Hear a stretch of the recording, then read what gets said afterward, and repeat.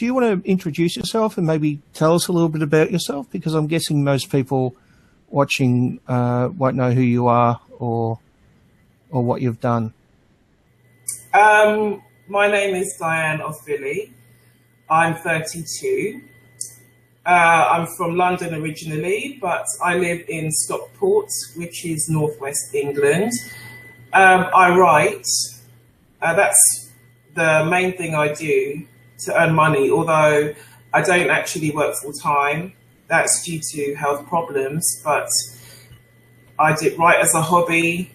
Sometimes I get paid for it, basically, yeah. So you're a journalist?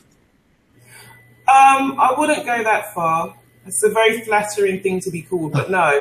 No, I have done interviews in the past from time to time, so I guess some of my work has tended towards a kind of journalistic bent, but I would say I write anything. I think I'm more of I prefer to write op-eds, to be honest. So that's opinion editorials, if anyone's not aware. I just like to give my opinion on anything. But I do sometimes work as a ghostwriter as well. I agree, there are different subsets of feminism. To be honest, I have this issue with many other feminists as well, you know, arguments online with fellow feminists. But the thing is that the overarching idea is the one that unites us. I mean, the thing is, you've got to have a single philosophy that identifies you. Otherwise, you're nothing. You're just individuals with who will just exist. You know, there's got to be a single idea that defines us, which should be the social, political, and economic equality of the sexes. It's just that, unfortunately, there are too many different ways in which people think that should be achieved, some of which work, some of which don't. But I guess that's life, really. Well, that's one of the reasons why I identify as an anti-feminist. Now, I'm not against every single feminist or every faction of feminism, I should point out, but what I find is that the mainstream feminist movement, as I see it, advocates for the rights of women, often even when women have an advantage, like in sentencing, for example. Men typically get longer sentences for exactly the same crimes, yet we have fairly mainstream feminists in your country demanding that we shut down women's prisons and women get even shorter times in prison. So, yeah, I don't agree with. I think it should be tested on merits. You know, that every criminal case should be tested on its merits. I don't agree with women being sentenced less or getting less time, unless it's actually to do with the case. I mean, I've studied this actually, sociology, you know, the chivalry thesis, and that does exist, but for certain crimes, there are reasons why men are more likely to get longer sentences or more likely to be convicted, but that's to do with the actual case itself. You know, for example, if you take... There was a study that came out a few years ago by Sonia Starr, and basically she compared like cases. So we're talking about very similar cases. And men are twice as... Sorry? Yeah, that's what I don't agree with. That's where the chivalry thesis comes in. You know, women we're less rational, so we're less culpable for our crimes and actions in general.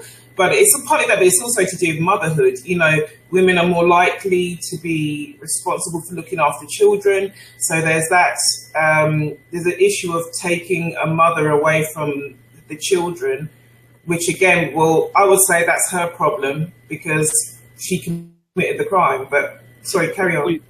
We're agreeing on everything. It's going to be a boring interview. It's not over yet. So. I know. But you said women are seen as less culpable.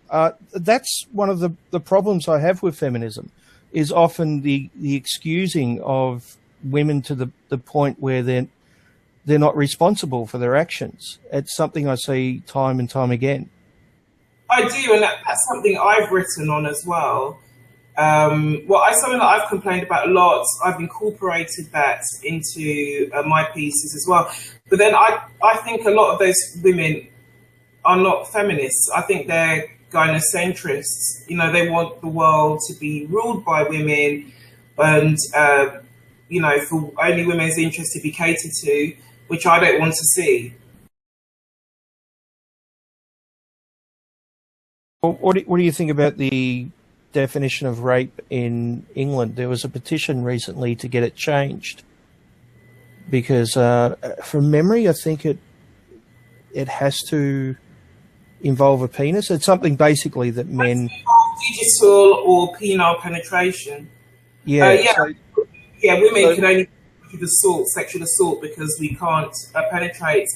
I don't agree with that. I think forcible sex is forcible sex. It doesn't matter what which body part you're using. I can see why. It's because, penetration, obviously, when you're the one penetrating, there's a greater potential for injury, if you're on the receiving end. But again, that's not what makes it wrong. It's the fact that it's forced, the fact that it's not consenting. So I think that's wrong. You sure you're not a men's rights activist? We seem to be. That's my point about my feminism. It's a case of either men and women all have rights and privileges, or none of us do. And I agree. I agree 100%. Yeah. I mean, that's the thing. I mean, in a way, no offense, but I think it's a shame that the men's rights movement has to happen anyway. I don't think in a way it should even exist, because why aren't men's rights being preserved or protected anyway? Why aren't they being fought for anyway? I've said for a long time that if men's rights got the recognition that they need and deserve, then I would stop calling myself an MRA and just become an egalitarian, which I am anyway. I'm an egalitarian as well as an MRA, but I dropped the MRA label. The reason why I use the MRA label is because these things aren't talked about, or they're ignored, or they're excused away by far too many people.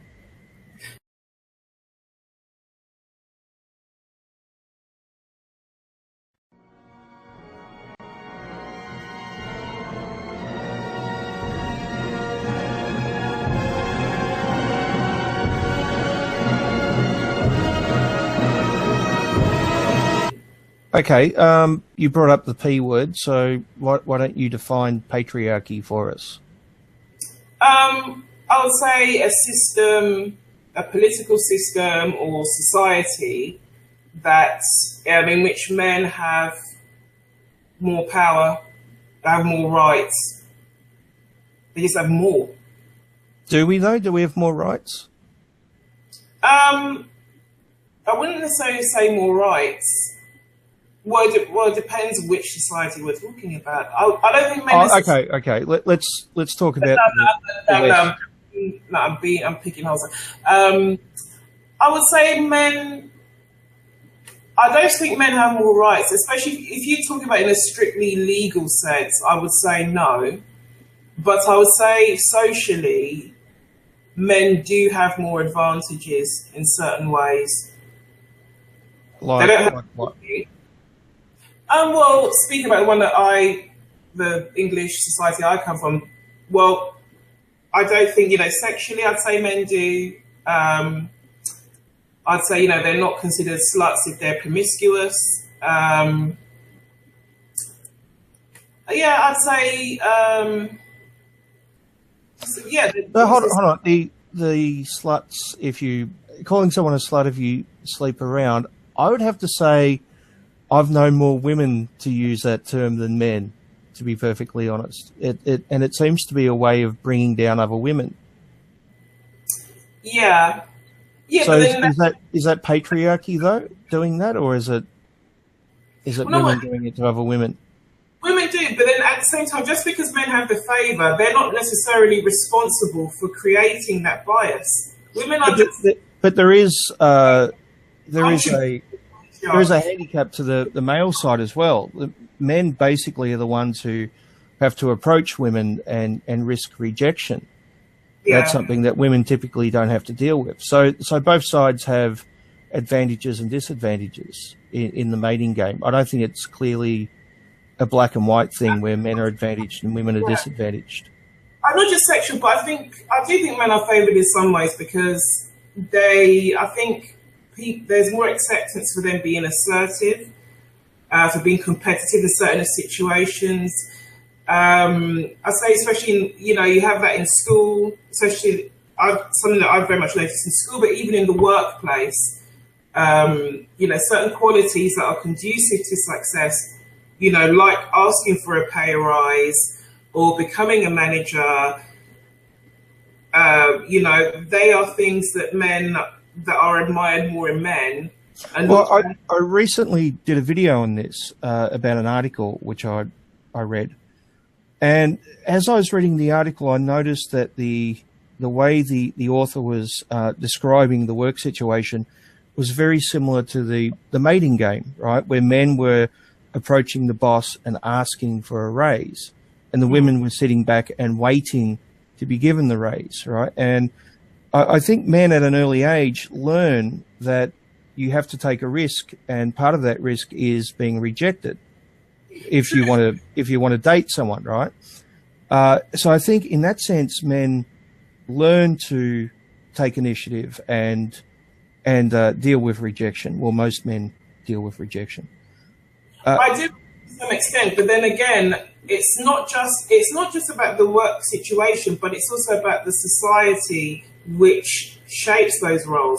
Like I was saying, going back to school, is that as a girl, you are dissuaded from doing certain things that would require you to take initiative. I remember gender roles. You mean? Yeah, like say, oh well, you can't say that. If you show that you dislike someone, oh well, you can't say that. It's not ladylike, or people say that you're a lesbian if you do this. I would say, for example, teachers are known, one thing that's known in British schools is that teachers are known to let boys speak more in class than girls. They let boys take over, classroom discussions. But aren't boys falling behind in schooling across the Western world? Yes, they are. And to be honest, I think there's a lot even taking out the gender side, I think there's a lot wrong with school. I think a lot of things that school teaches are a load of bollocks. I love education. It's a wonderful thing. It's invaluable, but its medium of delivery, that being school, has a lot to answer for.